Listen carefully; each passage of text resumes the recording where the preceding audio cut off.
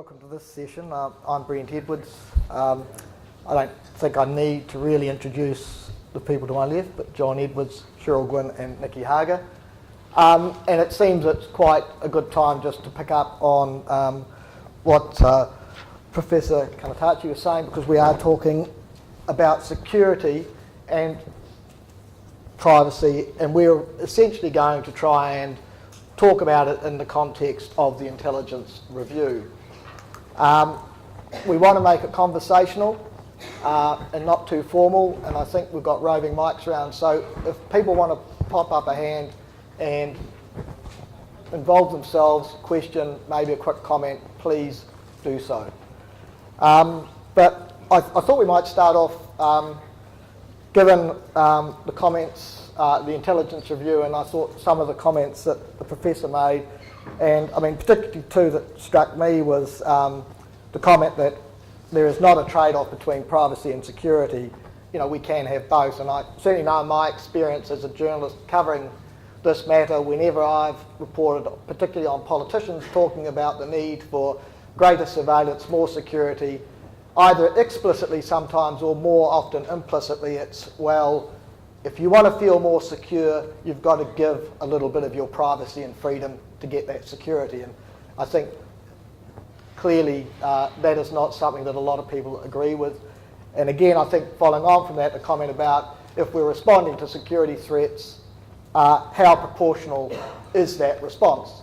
And I guess in that context, maybe I just kick off with going to the panellists, and in the context of the intelligence review, do you think that it's been proportional? Does that take account of the fact that we can have both security and privacy, that there doesn't have to be a trade-off? Well, I'm really pleased to see proportionality given a central position in the debate. Unfortunately, the nature of the activities of those agencies is such that we common citizens are not able to satisfy ourselves that the balance is correctly met, because we don't know necessarily what is being done in order to, in the name of keeping us safe. I was very pleased with a number of aspects of the review which require an explicit public conversation about the legitimacy of certain activities, about the authority under which those agencies act, and the assumptions about sort of rights of access to data. Should they be automatic, or should there be warranted powers for any number of kind of acquisitions? But I think given the generous space in his slides given to my views from the previous speaker, I'll shut up a little bit and defer to my colleague who's far more informed in this area, the Inspector General of Intelligence and Security, Cheryl Gwyn. Thank you, John.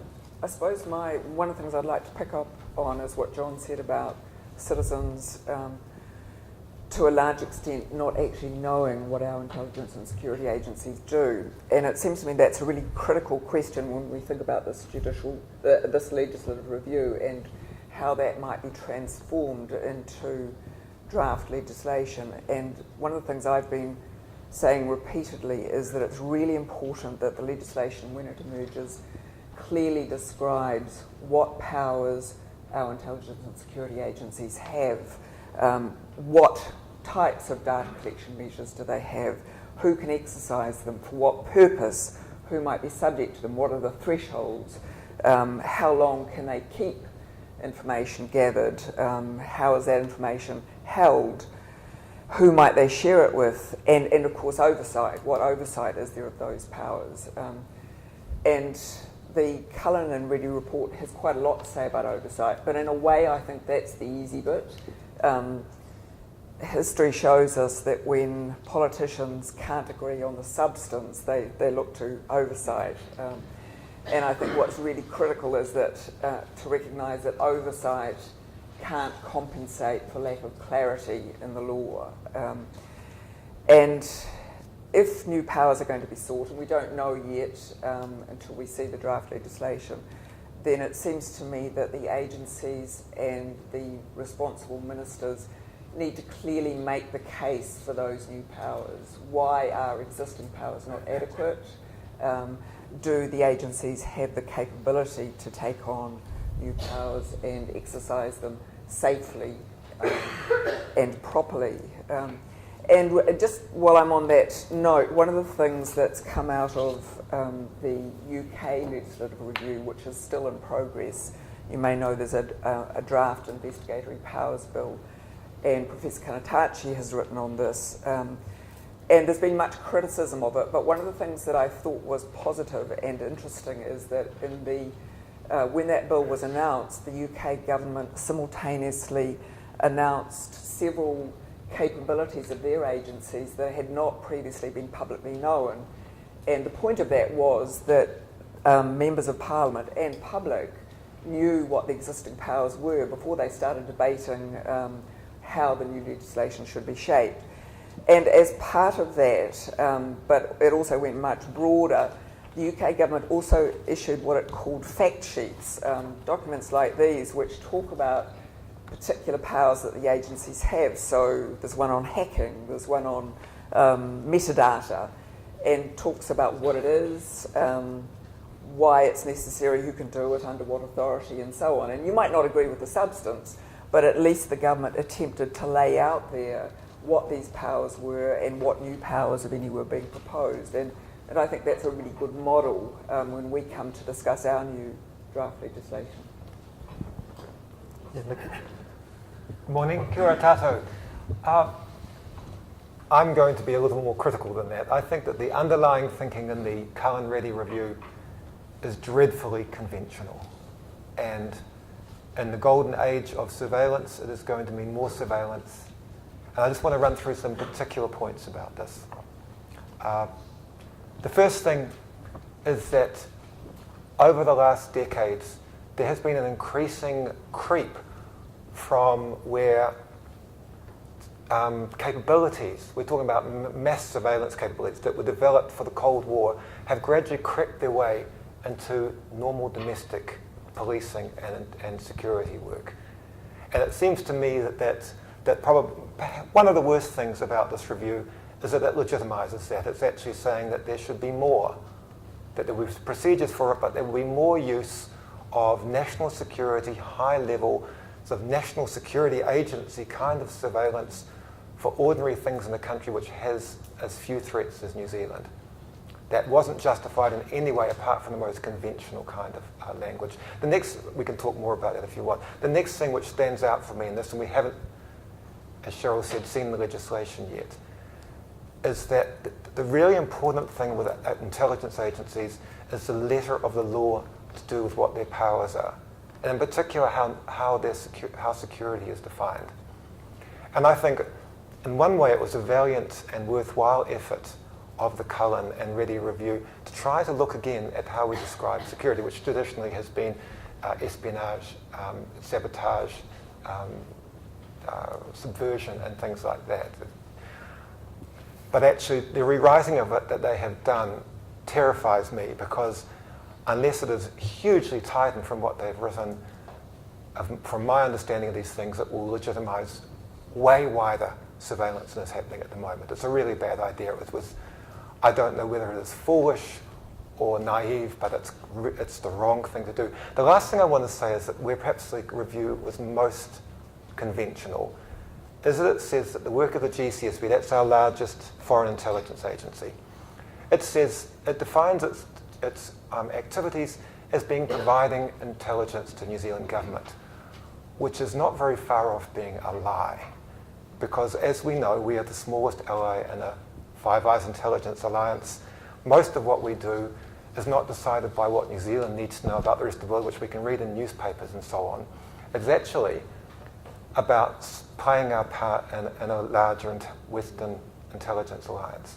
And the bit I'm talking about here, which the Snowden papers reminded us of, is that New Zealand spies takes on a duty every day of every year to spy on Samoa and Tuvalu and the Solomon Islands and Fiji and Tonga and so on. And it's not because there are terrorists paddling their way towards New Zealand from those countries, or that we have an important need for knowledge about their trade negotiating positions. It's a duty. It's actually a defined area of the South Pacific which has been our surveillance zone within the alliances for many decades. It's a lie. It's just not true to say that that is based on New Zealand interests. And the reason I raise this is that those countries' citizens, what we do is we spy on the UN agencies there, we spy on the governments, the government departments, the ministers, the NGOs. Those countries have got privacy rights as well. And it's rather analogous to a debate going on in New Zealand at the moment about tax havens, which is that do you want your IRD to say, we will catch every cent of tax for our own country, but we don't give a damn whether our country is used to deprive other countries of their tax. And I see the same actually in the area of privacy. Why does New Zealand, I don't think that New Zealand should talk about its own privacy and yet actively, and for no good national security or national interest reason, actively, deeply undermine the privacy of our nearest and dearest.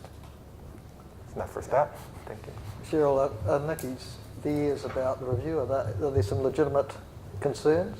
Well, I did actually want to comment on that whole question of being part of the Five Eyes Alliance, and as you will have seen, the Cullen Reddy report lays out quite squarely that international cooperation, and to the extent that it's positive, I suppose it does.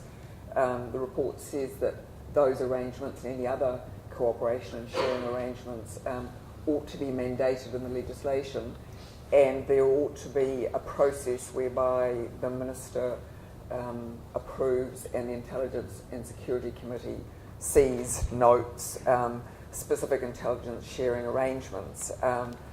And one of the things that I'm concerned about it as an oversight body is, leaving aside the question about whether such sharing and cooperation arrangements are legitimate or not, one of my concerns is that it's a real gap in oversight, that I and my international counterparts can't, to any realistic degree, look at that sharing and cooperation process. So while we might have confidence in the way in which our own national agencies go about collecting information, we and they can't know definitively what happens when they share it with their counterparts. So to what use is it put?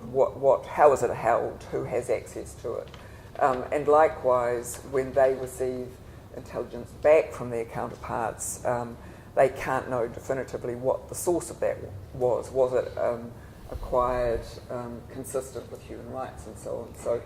So one of the things that I and John and I have been working in cooperation on this is looking to develop more linked up oversight. So more linked up domestically in terms of, and Joe touched on this, so Privacy Commissioner, Ombudsman, Auditor General, and so on. We meet regularly and we share information to the extent that we all have an interest, to one extent or another, in the intelligence and security community, but also internationally, so looking for ways in which I can cooperate more directly with my international counterparts. At the moment, all I can do is meet with them and say, well, have you got this issue? Yes, we have too. And I can take their reports and build on their reports, which is useful because if there are 4 international reports that say other agencies have this kind of collection process, then it makes it more difficult for a national agency to say, oh, well, you can't talk about us doing that here. So that kind of process is useful, but we need to develop in some way a more joined up approach to oversight. So I'm not commenting on the substance, obviously, of what Nicky had to say, but I think it does lead on to important issues for oversight. Because John, you had put the proposal of a broader oversight board, of which... Yeah, we had suggested that a wider representation of interests in the community should participate in oversight of the activities of the intelligence and security services. And you know, as Cheryl said, we've done that without regulation. We come together and we have begun to make those connections internationally. And one of the things that concerns me is that the intelligence agencies are speaking to each other all the time, but the oversight agencies are not. So Cheryl and I have made steps to kind of formalise links between the oversight agencies so that we can learn from each other and leverage from each other about what the best practice we should be practicing ourselves as oversight and what we should be looking for in the agencies that are being overseen. At this stage, we have got really good buy-in from a number of key players in all of the Five Eyes nations. But as Joe and I were discussing yesterday, what we are trying to do here, what we are trying to fill is to remedy what the Dutch oversight body calls the accountability deficit. And Joe is of a similar mind and is trying to create a forum where more intelligence and security agencies and their oversight bodies can come together in an international context. Joe, do you want to speak to that just briefly? Yeah. Do we have a microphone?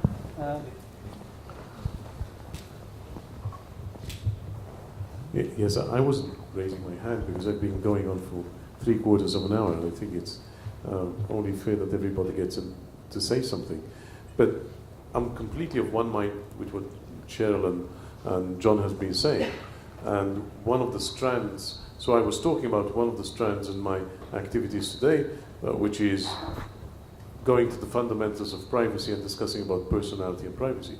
But another strand, a parallel strand, deals with actively, and this goes back to what the former commissioner was asking me about, actively creating a forum where oversight agencies can get together, and as well as intelligence agencies can get together and thrash out the real problems over there. Because that is the kind of really useful place where good practices are shared and picked up. Bad practices are politely frowned upon and kind of, there's an encouragement, because it becomes embarrassing. I've led enough international committees to know when some countries find it embarrassing that their own internal practices are not up to that of the others. And I've seen, and we've actually measured, I've seen countries change their laws, as John was saying, before the law came into position. They changed their practices willingly before they were compelled to do so by legislation, simply by peer pressure. So I think that this is something very healthy, and I hope one of the many ways in which New Zealand is very well connected is to, at this moment in time, John's chair of the International Privacy Commissioners Conference, and I'm hoping that after some further consultation on all sides, would be able to collaborate in one of those initiatives. So, picking up on that comment, I mean, Nicky, it seems to me there is a lot more debate and discussion around the role of our intelligence services, and particularly relating to privacy. Do you think that sort of public pressure, is putting pressure on them to operate more responsibly, or are they ignoring it? I'd just go two ways on this. I think that our intelligence agencies, on the whole, try to obey the law. They are very scared of making mistakes. They are terribly risk averse. Because they're so secretive, we tend to run a national system of accountability by scandal and stuff up, is what we do. And they're terrified about the next scandal and stuff up that will come, because there usually isn't any other way that things happen. So I think that generally they're okay, but at another level, it's just way too secret. This is why you don't want to export any more of your public business into the security and intelligence realm than you have to, because they're just too secret. That from year to year, most of what they do will not be scrutinised by anybody effectively who's in any kind of a position of public accountability. Apart from Cheryl, who I totally support and I think is doing an excellent job. And the fact is that we can year after year be spying on Bangladesh and Antarctica and helping to spy on the United Nations, all of which New Zealanders would roll their eyes and wonder what on earth we're doing there, spying on our Pacific neighbours, spying on trading partners where it is completely not in our interest to do it. And there is nothing in our laws or systems which means that will ever be addressed decade after decade, apart from leaks and accidental releases of information. So in the balance between sort of openness and being able to debate these and being able to have a public input into what happens, the intelligence agencies are the most divorced, decade after decade, from the culture and values of their society, of any agencies in the country.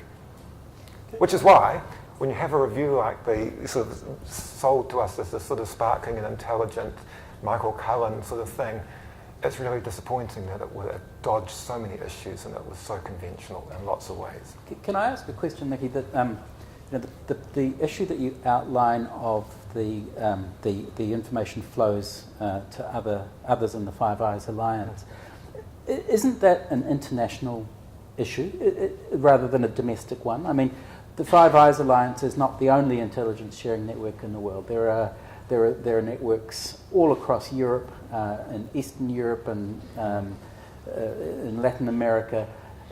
Is there a need for some agreement at an international level on setting out some principles in this space? I think it would be marvellous if there were agreements at an international level about intelligence sharing. But given that what we're talking about is way above top secret, I don't know when that will happen. And that is why you do not want to export national security type systems into your society and into your policing and things like that any more than you want to, because they're just so inaccessible to accountability and normal discussion and practices. That's the trouble with them. One of the effects of the Cohen Ready review, if it's accepted, will be that there will be an increase of use of signals intelligence in policing, contaminating due process and the ability of people to know what's happening in their court cases and things. It's just so obviously a bad idea. And then that logic of that kind of, as I say, conventional logic of we have to get a balance between security and privacy leads to yet more, drift into the national security direction. So yes, of course, I think ideally that would happen, but in practice, when the stuff you're dealing with is far above top secret and very few people are cleared to deal with it, you don't want to go there in the first place if you possibly can. The other thing I'd say about it is information sharing is one thing, but New Zealand is a special case. If we were in Britain or the United States, we would be talking about a relationship vaguely of equals. In New Zealand's intelligence relations, I don't want to be mean about my own country, but we are not an equal in any way at all in those things. And so what you find inside the agencies, but they will never say this in public and they won't say this in their legislation, is that they're terribly keen to do whatever it takes to show themselves as being a useful contributor, which means that the national input into what they're doing is much less than you would get in a larger country. So Cheryl, can I ask you, you talk about new powers that might come out of this review and legislation. Is it possible to give the intelligence agencies new powers without further infringing on people's privacies and rights? Probably not. Or in fact, almost certainly not. But can I just pick up on Nicky's point? Because I agree with him that our agencies are, although they have made efforts in recent years to be more open, both the agencies themselves and responsible ministers, they are still far more secret than they need to be.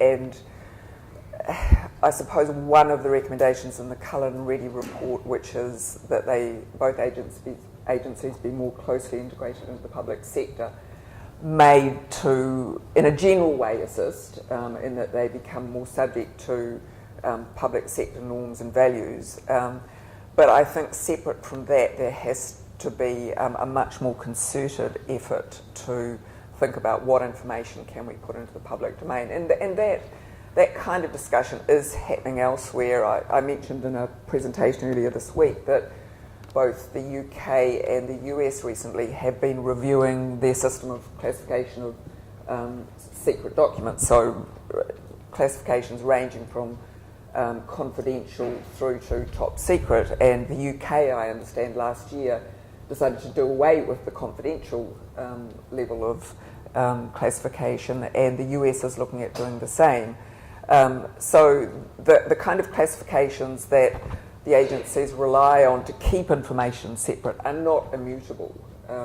And there is a need to review that whole classification process. And again, as I mentioned earlier in the week, that whole issue has been highlighted in the US by President Obama defending Hillary Clinton and her keeping of official emails on her private server, emails which were later classified as top secret, said, well, there's top secret and there's top secret. And I think that really is the case, that sometimes, and I'm not talking about individuals, but the system encourages use of classifications and over-classification of documents where it's not necessary and where it's not in the public interest. Okay. Can I just chip in on something that Nicky said? I really agree with a lot of what you said, Nicky, but I would disagree with you on one point, and that is the extent to which one brings together the roles of intelligence and law enforcement. And I'll explain why. Perhaps because in my day job I'm at the cutting edge of designing systems for law enforcement and intelligence. And you would be pleased to hear my job is mostly putting in privacy by design templates, lest we. But had we, Nicky, been going together to the kind of fairs that I've been going to for the past 30 years, which are specifically in our trade known as ISS, right? Which is, incidentally, ladies and gentlemen, the places where you go to if you're a cop or a spy and you want to buy the latest high-tech gadgets, right? And you don't meet M over there, nor do you meet James Bond. I mean, James Bond is so fictitious that, you know. But the point I'd like to make here is this. 20 years ago, 30 years ago, most of the stuff we saw there was hardware. Today, most of the stuff we see there is software. And the reason I'm explaining this is that in real life, what police forces and intelligence agencies are looking at is, in many cases, less interception, though of course interception is still of interest, but it's more OSINT, it's more open source intelligence. And a lot of the systems which are being developed are for open source intelligence, also because of a blurring of the lines between what happens in the law enforcement field and what happens in the intelligence field. And my final comment on this would be as following. If we had to go to anybody's house, or indeed to any of the bathrooms in this hotel, we'd find two sets of pipes, right? The ones with the clean water coming in and the one with the dirty stuff going out. But when it comes to the internet, and we've seen a huge change in the internet, ladies and gentlemen, over the past 20 years, 25 years. We started off with the bulk of traffic going through satellites. These days, the bulk goes through fiber optic cables. And the fiber optic cable, unfortunately, you can't tell the difference between the clean water and the dirty water, right? And a lot of the software that is being developed is precisely not only to look at the clean water and the dirty water, but also to do two things. The two greatest technical challenges we have at this moment in time are, one, to go through the 2% of the internet, which is actually indexed, and to see what people are posting there or what they're doing there, so that we can try to glean information which is actionable. But the second one, of course, is to devise systems to crawl that 98% of the internet which is not indexed. Because it's deep down there in the dark web that a lot of terrorists and organized crime are actually carrying out their activities, right? A lot of terrorists have they've wised up. They've wised up to the fact that you don't use Gmail to say hello to somebody who's going to blow up Paris with you, right? And when you look at the algorithms that are being used by Al-Qaeda, by ISIS, etc., you see that the encryption is in, you see a whole deal of sophistication. So I think we should bear in mind that this blurring of the lines, when we're looking at the pipe, two things of major concern to us are organized crime, and legitimately so, and counterterrorism, and legitimately so. And the name of the game is, how do we spot patterns? How do we identify individuals? And most of all, how do we create relationships between those people who could pose a threat to our countries and to our society? And I understand, at least from watching the morning news in New Zealand for the past 2 days, that there's a subject which is quite popular here, which is the Panama Papers, right? So, but if you look at the database which was published even while I was here, right?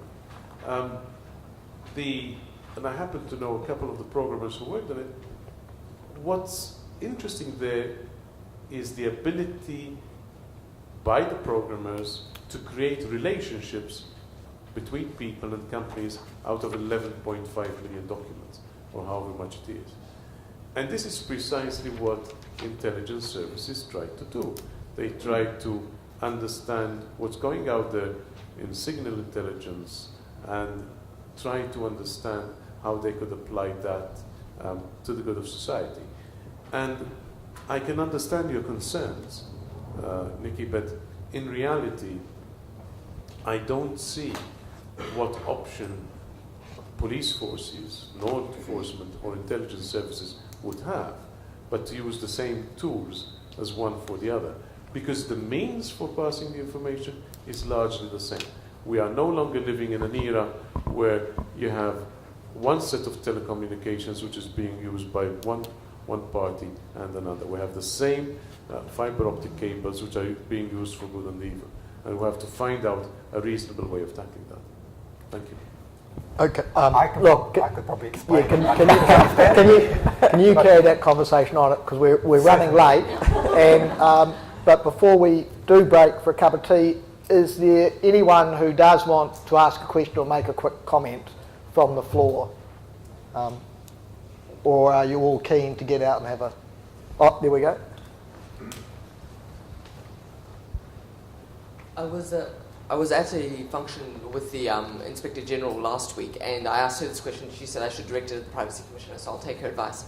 I was recently in a meeting with the Human Rights Commissioner, who said he's interested in the Cohen report and the recommendations to include privacy as a human right in DBORA. What is your opinion on that? Do you think that would be a valid contribution, or is it not really worth the time and effort? I think we've seen a steady elevation of and recognition of privacy as a fundamental human right. It's slightly more challenging, I think, to frame as a right to set aside a right to life and right to be free from arbitrary detention and those kinds of things. But we are seeing statements from the Court of Appeal, for example, about privacy as a fundamental human right. So I think it does deserve that place. It does deserve to have the level of recognition which puts it alongside what Joe in a conversation yesterday described as the three legs of a stool necessary for people to fully realise their personality. And one of those is the right to freedom of expression, the right to access and receive information, and the right to privacy. Now we have two of those enshrined in the Bill of Rights and one not, which means we have a slightly wonky stool.